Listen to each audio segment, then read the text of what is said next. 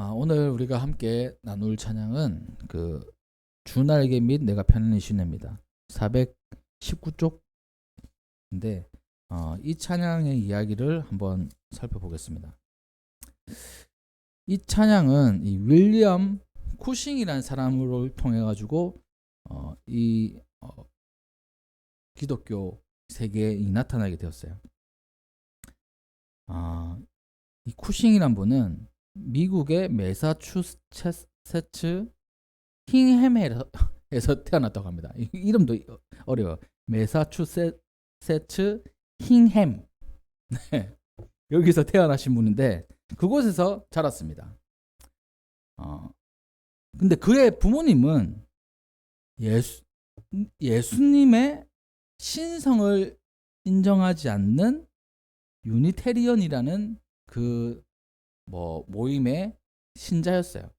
그러니까 우리가 예수님을 믿을 때 예수님의 어떤 모습을 믿느냐, 또 예수님이 어떤 분이신지를 믿느냐, 이게 참 중요한데 우리는 뭘 믿느냐면, 우리 성도님들은 감리교는 뭘 믿냐면 예수님은 하나님이시기도 하고 인간이시기도 하다는 거예요. 이 두 가지를 믿는 거예요. 참 하나님이시고 참 인간이신 예수님을 믿는 겁니다. 근데 이 윌리엄 쿠싱의 부모님들은 신성을 믿지 않았어요. 그러니까 예수님은 신은 아니야. 조금 위대한 인간일 뿐이지. 이렇게 믿는 거예요. 이렇게 믿는 사람 참 많아요. 예수님 믿지 않는 사람, 그러니까 교회를 다니지 않는 사람들, 학자들 중에 예수님을 그냥 성인으로만 보는 사람들 엄청 많습니다. 그러니까 하나님이 아닌 거예요. 하나님의 아들이 아닌 거예요. 그렇기 때문에 우리가 예수님을 진짜 신이라는 거, 신이신 존재라고 믿는 거, 또 진짜 인간이시라는 것을 믿는 것은 중요한 거예요. 왜 중요하냐면 예수님이 하나님이 아니시면 우리를 구원하실 수 없어요. 사실 하나님의 능력을 가지고 계신 분이기 때문에. 그 이유가 있습니다. 두 번째, 인간이시기도, 그러니까 하나님이 아니고 그냥 그러니까 인간이시기도 한다. 하나님이시고 인간이시기도 한다. 인간이시면 뭐 어떤 의미가 있냐면 우리의 고통을 누구보다도 잘 아세요. 자기가 이제 인간이기 때문에 인간 생활에 있는 고통을 스스로 체험하신 분입니다. 하나님이시기만 하면 고통이 없어요. 그렇지 않겠습니까? 하나님이 고통 느낄 수 있겠습니까? 찔러도 피 한 방울 안 나오시는 거죠. 신이니까. 근데 인간이시기 때문에 우리와 같은 고통도 느끼시고 우리와 같은 감정도 느끼시는 겁니다. 그래서 우리가 믿는 예수님은 하나님이시기도 하고 인간이시기도 한, 이거를 믿어요. 근데 이 윌리엄 쿠싱의 부모님은 예수님을 하나님은 아니야, 신은 아니야, 이렇게 믿는 신자였습니다. 이 쿠싱도 그런 신앙의 배경을 가지고 있다가 어떻게 신학교를 가게 됐어요. 그리고 예수님의 신성 그리고 인성을 다 믿는 그런 교파에서 목사 안수를 받은 겁니다. 그리고 뉴욕에서 조금 떨어진 시어스버그에 있는 교회에 부임을 했어요. 네, 거기에서 부임해서 목회를 하기 시작했던 겁니다. 근데 거기서 열심히 사역을 했어요. 첫 사역 부임지니까 얼마나 열심히 했겠습니까?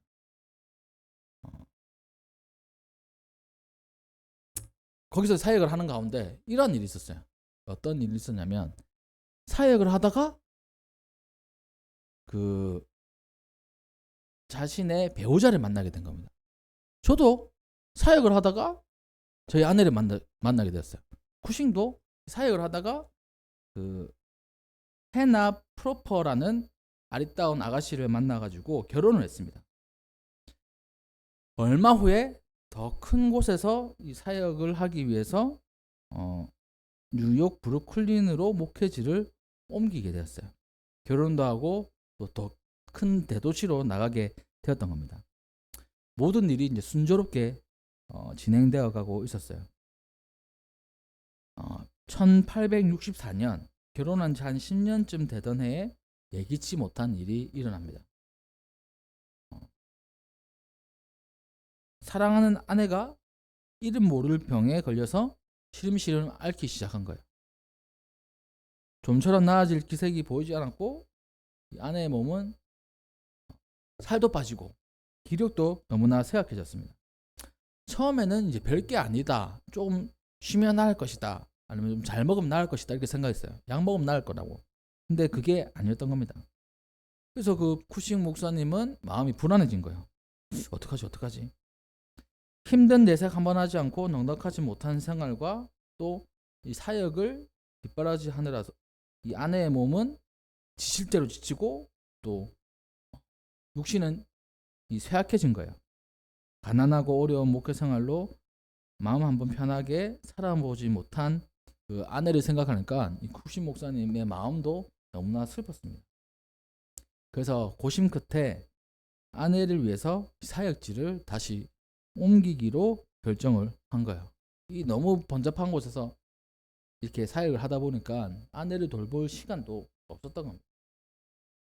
때마침 이 쿠신 목사님을 청빙하는 교회가 있어서 그곳으로 거처를 옮기게 되었어요. 근데 불행히도 몇 년이 지나지 않아서 아내는 세상을 떠나게 됩니다. 비극은 멈추지 않았어요. 이 쿠신 목사님은 목회를 하며 아내를 돌보느라 오랫동안 누적되어 온 그 피로감이 있었어요. 그래서 처음에는 감기고 피로하기 때문에 생긴 것이라고 생각했는데 그로 인해서 이 목소리가 쉬어져 버린 거예요. 좀처럼 낫지 않았습니다. 급기야 성대가 심하게 손상되어서 말을 전혀 못하게 된 거예요. 가까이 있는 사람하고도 이 말을 나눌 수가 없을 정도로 목이 상했던 것입니다. 말씀을 전하는 것이 어떻게 보면 목사의 사명 중에 한 가지잖아요. 근데 말씀을 전할 수 없게 된 거예요. 그래서 이루 말할 수 없는 안타까움을 안고 그 강단을 떠날 수밖에 없었습니다. 아내를 잃고 목소리까지 잃은 그에게 그 무엇도 위로가 되지 않은 거예요. 어떻게 보면 그 참 인생을 살아갈 때 이러한 피로감들이 우리 가운데도 생길 때가 있습니다. 열심히 앞만 보고 가는 거예요. 근데 자기의 몸과 마음도 지쳐가는 것도 모르고 있고 주변에서 함께하는 사람들의 몸과 마음이 지쳐가는 것도 모르고 있다가 어느 순간 딱 보니까 내 몸도 망가져 있고 주변 사람들도 이렇게 황폐해져 있는 거예요. 그 쿠신 목사님이 딱 그런 상태였던 겁니다. 우리도 그럴 때가 있다는 거예요. 그 어떤 것도 이제 위로가 되지 않았던 겁니다.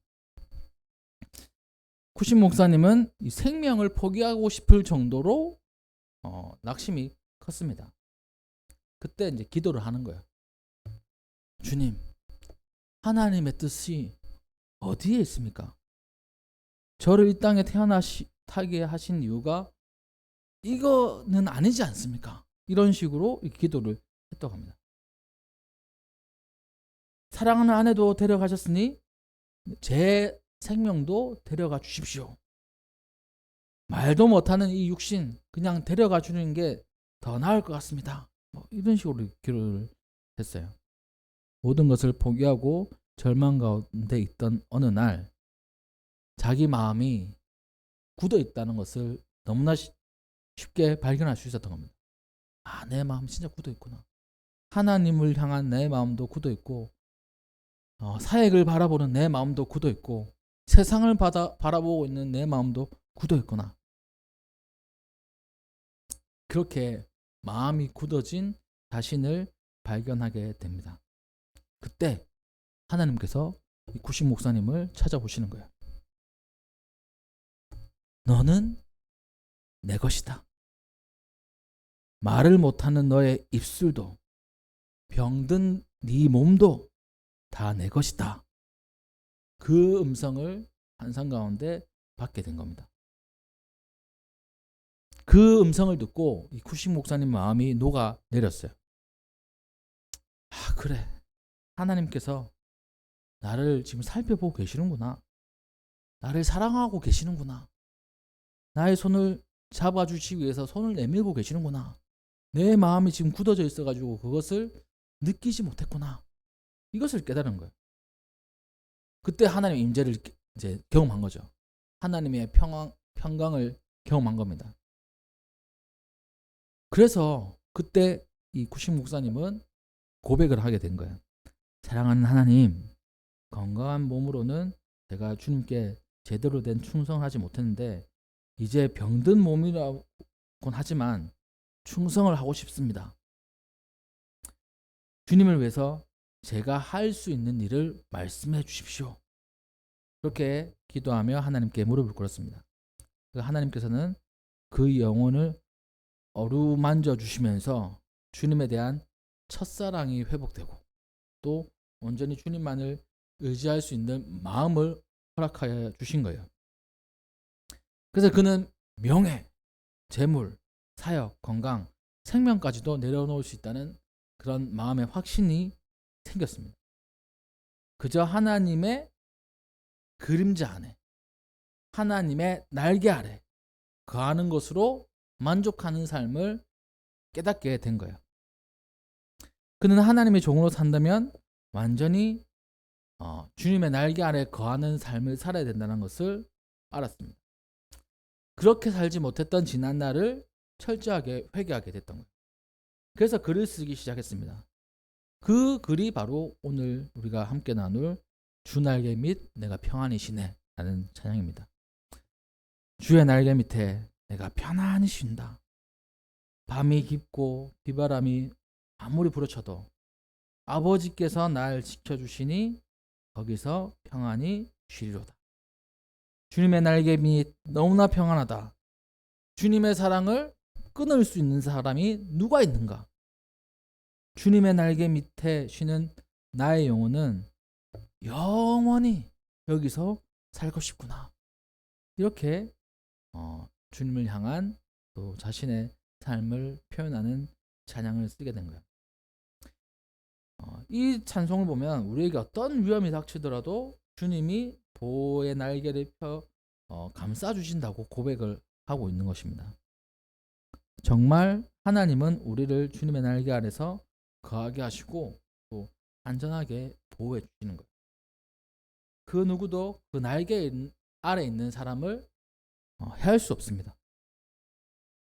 다윗은 하나님만이 우리를 눈동자같이 지키시고 그분의 날개 아래 가두신다고 오늘 본문 말씀에서 고백하고 있습니다. 하나님의 날개 아래, 주님의 날개 아래 있을 때, 하나님의 그림자에 있을 때 그 안에서 살면 세상이 주는 어떤 기쁨에 비할 수 없는 평안과 기쁨이 넘친다는 것입니다. 그 사실을 우리가 기억해야 돼요. 또 그것을 깨달은 이 쿡신 목사님의 삶을 통해서 우리도 이번 한 주간 동안 우리에게 닥칠 여러 가지 위험들도 있고 또 아픔들도 있을 수 있어요. 근데 주님의 날개 아래 있다면 우리는 평안할 수 있습니다. 평안히 살 수 있는 거예요. 주님의 날개 아래, 그 그늘 아래 우리가 감춰지고 어떠한 압박과 또 어떠한 그 고통, 힘듦 이런 것에서 우리가 벗어날 수 있는 것입니다. 오늘 시편 말씀 이 다윗이 이렇게 얘기를 하고 있어요. 6절 말씀에 이렇게 얘기합니다. 하나님이여 내게 응답하시겠으므로 내가 불렀사오니. 이건 무엇이냐면 내가 하나님께 기도하면 하나님께서 응답해 주십니다. 주세요. 뭐 이런 게 아니에요. 그러니까 하나님이 응답해 주시기 때문에 응답이 먼저 있습니다. 그러니까 우리가 생각할 때 기도를 해야 응답을 주시지 이렇게 생각하잖아요. 근데 다윗은 오늘 시편에서 하나님은 응답하시기로 결정해 놓았어요. 우리가 안 구한 것뿐이에요. 그러니까 응답을 준비되어 있는데 우리가 구하지 않는다면 그 응답이 안 오는 겁니다. 다윗은 하나님이 어떤 하나님이시냐, 응답하시는 하나님이라는 것을 확실히 알았던 거예요. 하나님이여 내게 응답하시겠으므로 당연히 하나님께서 나에게 응답하십니다. 그래서 제가 하나님을 부릅니다. 이렇게 얘기하는 겁니다. 이거는 참 위대한 고백 아니겠습니까? 일반 사람들은 앞서서 얘기했듯이 그렇게 생각하는 거예요. 내가 부르면 하나님께서 응답하실 때도 있고 아닐 때도 있고, 힘차게 애쓰고 부르면 응답하실까 말까, 이런 게 어떻게 보면 우리 기도 응답의 느낌이잖아요. 근데 다윗은 하나님은 무조건 응답하십니다. 그렇기 때문에 내가 하나님께 기도합니다. 하나님은 부릅니다. 이렇게 고백하는 겁니다. 그래서 우리 성도님들도 하나님은 나에게 응답하시는 분이시다, 이 사실을 늘 기억하시기를 주님의 이름으로 축복합니다. 내게 귀를 기울여 내 말을 들어주십시오, 6절에서 말씀을 해요.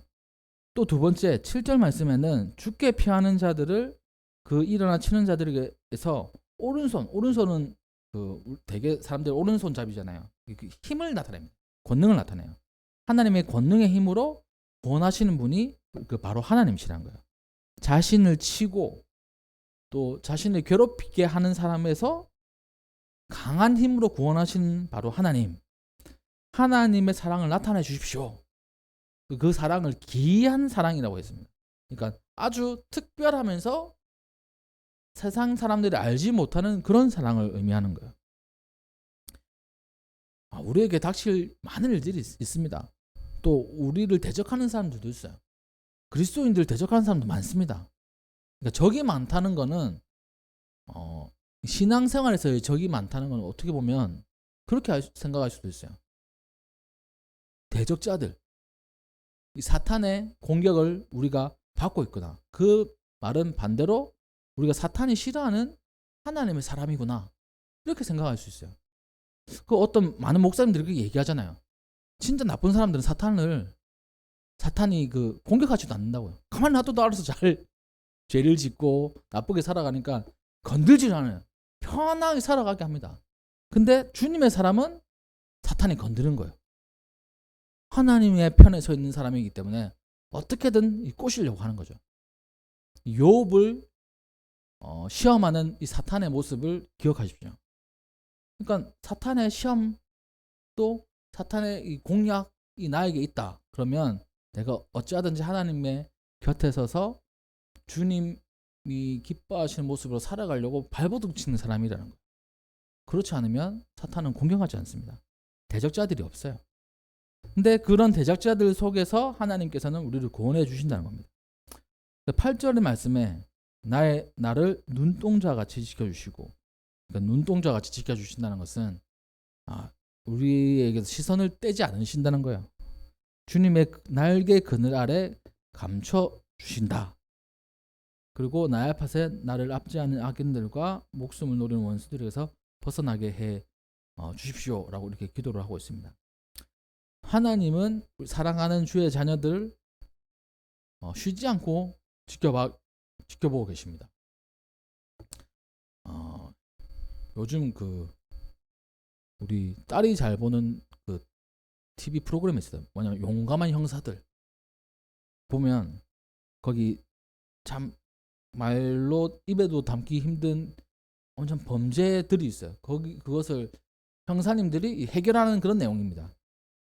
보면 되게 CCTV 이런데 이제 뭐 잘 잡혀요. 요즘 시대에 CCTV가 없는 곳이 없습니다. 그래서 범죄를 함부로 저지를 수가 없어요. 지나가는 차에도 그 블랙박스가 있고 곳곳마다 CCTV가 있어가지고 사람들이 어디에서 어디로 이동하는지 실시간으로 다 기록이 돼요. 죄를 범할 수가 없어요. 그 하나님이 눈동자가 지키신다가 이러한 느낌일까? 이러한 느낌이면 참 얼마나 피곤하겠습니까? 그렇잖아요. 하나님이 계속 지켜보고 계신다. 24시간 CCTV처럼 블랙박스처럼 지켜보고 계신다 그러면 우리가 진짜 피곤해요. 근데 이 아빠가, 엄마가 이 자녀 가난하기를 눈을 떼지 않고 계속 지켜보고 애가 뭐 어디 떨어질까봐, 위험한 물건을 만질까봐 그런 눈으로 쳐다보고 있다고 생각한다면 이거는 또 다른 거잖아요. CCTV의 하나님인가? 정말 사랑하는 엄마의 눈으로 바라보는 아기를 바라보는 그 하나님인가? 본 말씀에 눈동자와 같이 지키시는 그 하나님 어떤 모습이겠습니까? 어떤 모습이겠어요? 바로 엄마의 눈으로 그렇게 코를 골고 자는 자녀도 예쁘게 보이는 그 엄마의 눈으로 바라보는 거예요. 아빠의 눈으로 바라보는 거예요. 코를 골고 자도 귀여워 보여, 막내는. 그렇잖아요. 우리 자녀는 귀여워 보여. 하나님이 그렇게 눈동자같이 우리를 지켜 주신다는 겁니다. 또 주님의 날개의 그늘 안에 감춰 주신다는 거예요. 그 어젠가 그젠가 제가 그 유튜브를 보다가 짧게 쇼츠라고 그 몇십 초짜리 영상이 있습니다. 그걸 한 번씩 보다 보면 그 재밌는 영상들이 있어요. 그 중에 하나가 여기에 앵무새 새끼 2마리가 딱 있고 위에는 앵무새 같이 생겼어요. 그러니까 어민가 아버지인가 모르겠지만 앵무새가 있고 그 위에는 그 까마귀, 큰 까마귀 있잖아요. 큰 까마귀가 있는 거예요. 앵무새는 작아요.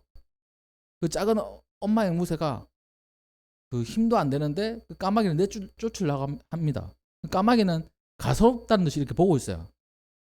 근데 힘을 다해가지고 그 까마귀를 내쫓으려고 해요. 힘은 안 되죠. 그 밑에 보면 새끼 2마리가 이렇게 멀뚱멀뚱 이렇게 보고 있어요. 그 엄마의 그 어떻게 보면 엄마의 마음, 부모님의 마음을 잘 표현하는 그런 영상인 것 같아요. 새끼를 보호하려고 자기가 죽을 수도 있는 그 상황에서 보호합니다.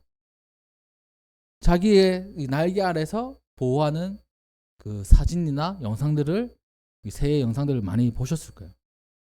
하나님도 그런 분이시라는 거예요. 근데 하나님은 앵무새와 같이 약한 분이 아니에요. 약한 미물이 아니에요. 전능하시고 또 위대하신 만왕의 왕이십니다. 그의 날개는 가장 강한 피난처예요. 가장 안전한 피난처예요. 가장 완벽한 피난처예요. 우리가 그 TV 보면 예전에 미국하고 그 중동에 있는 그 테러 단체하고 싸움을 할 때 그 테러 단체 수장이 빈라덴 이런 사람들이 지하 벙커로 들어가잖아요. 들어가면 미사일도 안전하고 이렇게 좀 살 수 있으니까. 근데 그것도 안전하지 않아요. 요즘 미사일은 벙커로 뚫고 들어가서 거기 안에서 뻥 터지는 그런 미사일도 있으니까요. 그러니까 완벽한 안전한 데가 아무 데도 없는 거예요. 근데 하나님의 날개 아래가 가장 안전하다는 겁니다. 그것이 우리 믿는 사람들에게 있어야 되는 고백이에요. 이번 한 주 그 완벽하고도 안전한 그 하나님의 날개 아래서 평안을 누리시는 우리 성도님들 되시기를 주님의 이름으로 축복합니다. 하나님께서는 우리를 주님의 날개 아래 감싸 안기를 원하세요. 쿠신 목사님도 그 삶의 우여곡절 속에서 그 진리 한 가지를 깨달았던 겁니다. 주님의 날개 아래 있을 때 가장 평안하고 안전하구나. 그 목사님이 깨달았던 이 진리를 이번 한 주 우리 성도님들도 묵상하시고 그 진리 안에서 살아가시기를 주님의 이름으로 축복합니다. 우리 419장 함께 찬양하겠습니다.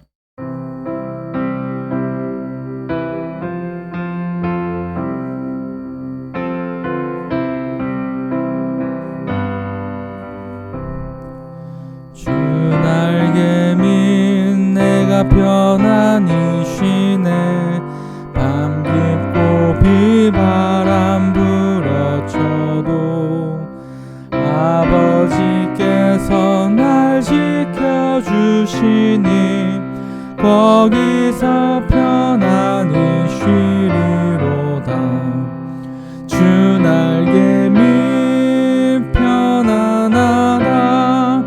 그 사랑 끈을 짜니뇨. 주 날개 밑내 쉬는 영원히 거기서 살리. 주 날개 밑 나의 피 주여